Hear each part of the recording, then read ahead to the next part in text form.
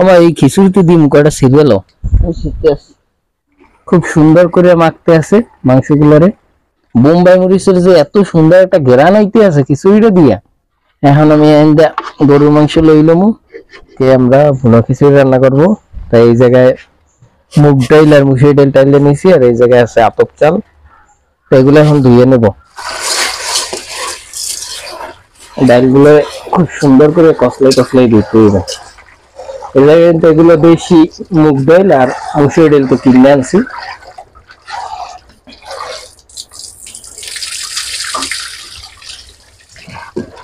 এটা সুন্দর করে বাসায় বাসায় ধুইলে তাইলে এই যে ছোলাটা আছে মুগ ডাইলের, এই ছোলাটা একবারে ভালোভাবে চলে যেতে যাচ্ছে।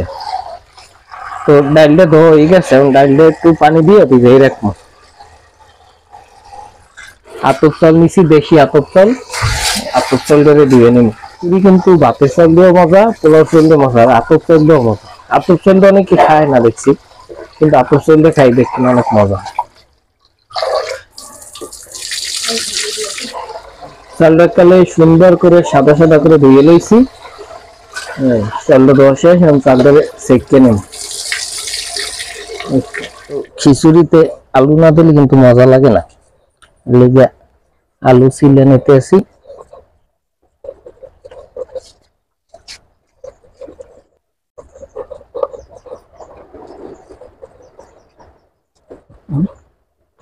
তো খিচুড়ি চড়ানোর জন্য আমি এই জায়গায় একটা পাতিল দিয়ে দিছি, আর তেল দিয়ে দিতে আসি। আজকে খিচুড়ি রান্না করবো মাটির চুলায়। মাটির চুলায় খিচুড়ি কিন্তু মজাই আলাদা। এখন দিয়ে দিতে আসি পেঁয়াজ। এই জায়গায় আমি অল্প দুগ্গ আস্তা জিরা দিয়ে দিতেছি, আর এই জায়গায় আস্ত মশলা দারচিনি আর এলাচ দিয়ে খুব সুন্দর ভাবে ভাজে নেব।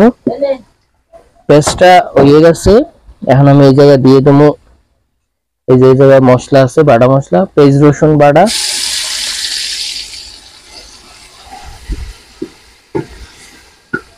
পেঁয়াজ রসুন বাটা দিয়ে দিছি। এখন দিয়ে দেবো আদা বাটা।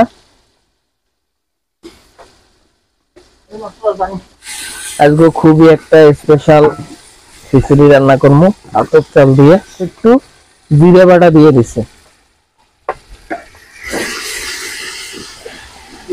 হালকা একটু পানি দিয়ে দিতে আসি, নাহলে এবার এটা পুড়ে উঠবে মশলাটা।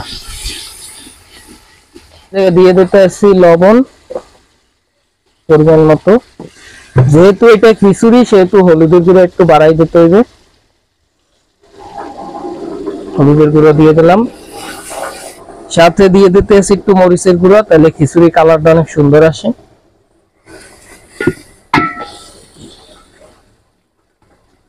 মশলাটা খুব সুন্দরভাবে কষানো হয়ে গেছে, মশলা দিয়ে তেলটা ছেড়ে দিয়েছে। তো এখন আমি আলুগুলো দিয়ে দেবো।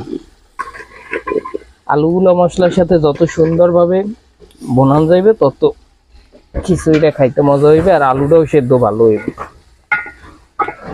এই যে ডাইলটা ধুয়ে রাখছিলাম, এই ডাইলটা এখন দিয়ে দেবো।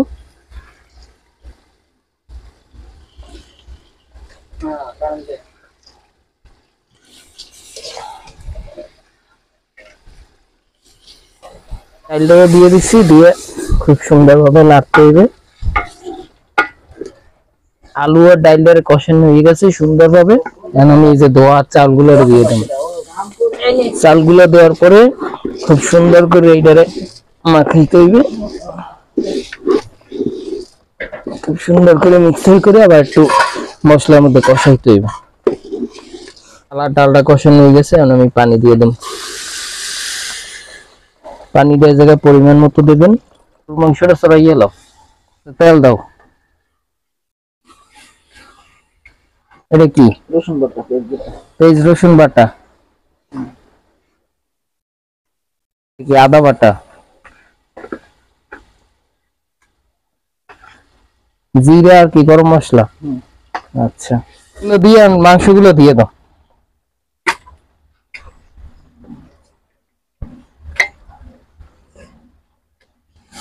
হলুদের গুঁড়া, মরিচের গুঁড়া দাও। লবণ দাও নাকি? লবণ দাও, দাও।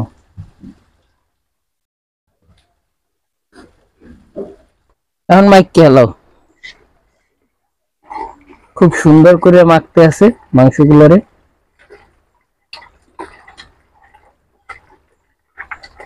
গরম মশলা, গরম মশলার ভিতরে দারচিনি আর এলাইচ। এলাইচটা দিয়ে দাও, শেষা লাগবে না। এই যে আমাকে মরিচ গাছ, বোম্বাই মরিচ গাছ, কাঁচা মরিচ গাছ। আমার এই খিচুড়িতে দিই মুখটা সিরিয়াল তো আরো আসেনি, গাছটা আছে আর বোম্বাই মরিচ দিলে কি রান্না ভালো হইবে না, এইতেই হইবে, আর লাগবে না। বোম্বাই ওই সাদাটা সেক্টর, এই একটা আছে এই পাতাটার তলে, এই যে এটা না, এটা করা করা লইতেই হইবে না।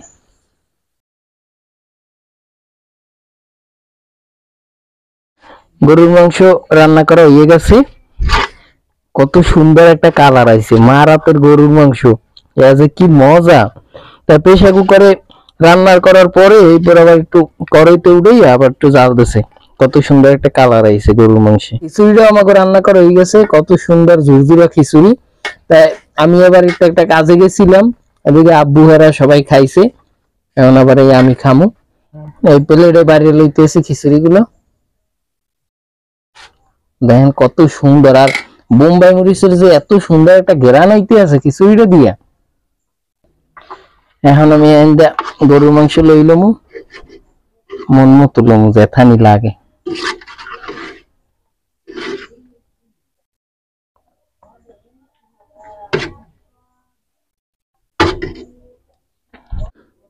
খিচুড়ি আর গরুর মাংস বন্ধুরা, এ যে কি মজা, এ যে খায় হে জানে। এই যে খিচুড়ি আর গরুর গোস্ত লই লইছি, ও সেই অনেক সুন্দর আছে। নিজের হাতে রান্না করা খিচুড়ি আর মার হাতে রান্না করা গরুর মাংস, অনেক মজা।